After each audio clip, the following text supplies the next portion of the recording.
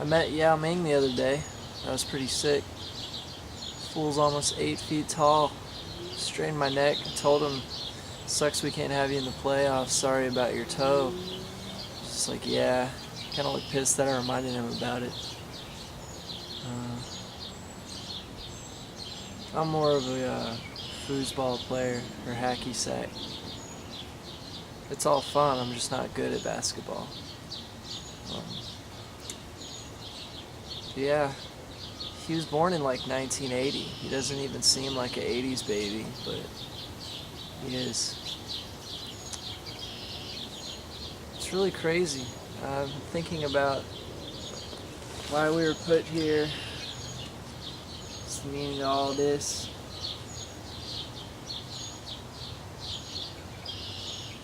It seems like if the future does require us to share thoughts, then we're here to sort of be with each other.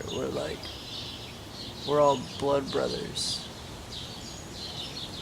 And I really think that 2012 is going to be about sharing each other's thoughts, and our temperaments are no longer separated from each other. We're all one. It's like the sixth sense was the first sense. If that's true, we better set some basic ground rules. Are we going to have to eliminate the ego altogether, like Buddhists, and follow Peter Pan's philosophy of just think happy thoughts? Will the internet be known as sort of an ironic prelude to being connected with each other 24/7? Well, freedom of speech, will that become a little more conservative since it would turn into freedom of thought?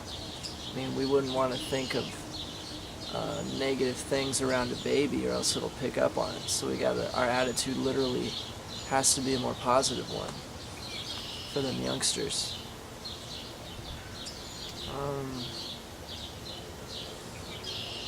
I think that Swedenborg's heaven is becoming more conscious of itself through evolution.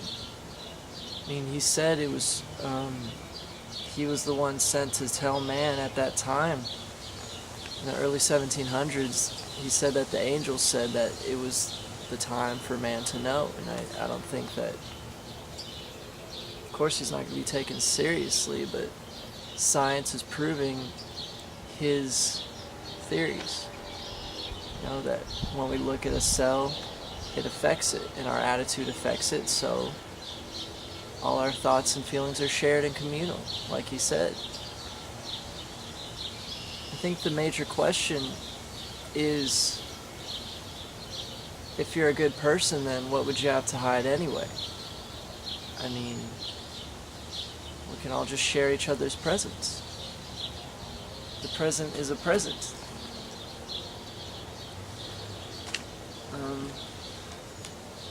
But yeah, if you are a good person, then what would you have to hide? You know, I think 2012 is not the end of the world. It's the end of solitude. But, you know, it's only a matter of time, you know.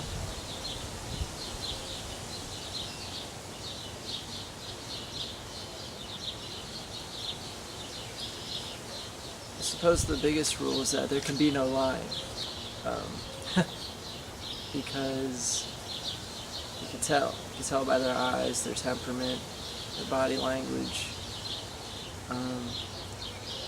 Another question is whether or not the control of somebody else's temperament will be put in the right hands.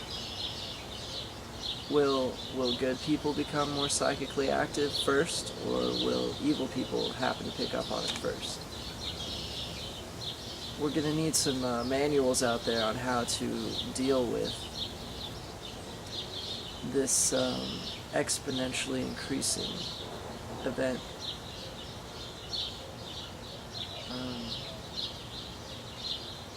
It's just like hidden messages in the water, you know. That shit is proof that the mind affects matter. like Virgil said, mind moves matter.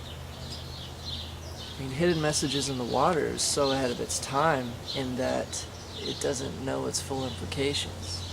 In case you don't know about it, the scientist puts water in a cup and he has people observe it with certain words written on the cup. So one said happy and love. So the water crystals, when microscoped later, when they were looking at it, had more positive, aesthetically pleasing shapes.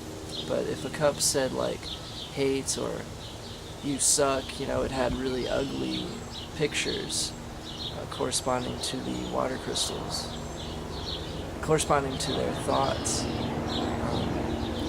I mean, I don't know what it means either. I just know it's there, you know. Emerson says that if eyes were made for seeing, then beauty is its own excuse for being. Oscar Wilde says that beauty has more value than truth because it doesn't require an explanation. So we don't know what it is, we just know that it is. And let's move on, you know. I mean, are there aliens out there who've already sort of mastered the controlling of the breeze, blinking of light bulbs?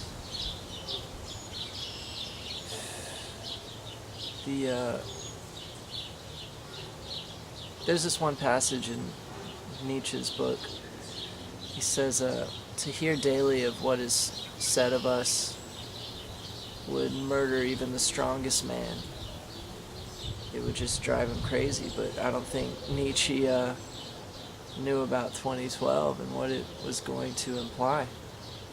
But this one section of Daybreak right there, that is exactly the kind of attitude we're going to need in order to withstand each other. I mean, what else could it possibly mean in that passage except that we're going to have to share each other's sort of presence?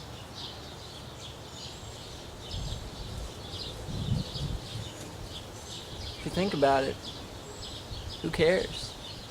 You know, like, even if we happen to think negative thoughts and they spread on to the ones with a weaker temperament, I mean, it'll just give us more responsibility, but it also gives us, we are literally creating reality.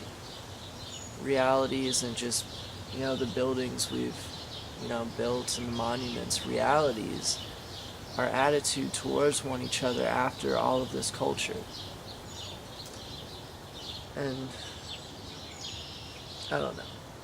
It's like Philip K. Dick said, reality is that which would still exist even if I didn't believe in it. So I mean, if we have to share our thoughts now, and Swedenborg's right anyway about heaven, we're just going to eventually share our thoughts in heaven anyway. So this is just sort of foreplay to complete intangibility. And I always wondered, like, if we're ultimately spirits and we ultimately go to heaven, why are we given this body? Why are we even given a chance to have a physical experience and not purely intangible? And they say that Aquarius is the only sign who's really the most uncomfortable with the limitations of the body. I mean, we live in the intangible because that's what tangibility is all about, is finding the oneness of all interaction. I mean, it's ultimately just eliminating the ego in 2012. It's just like what the Buddhists said.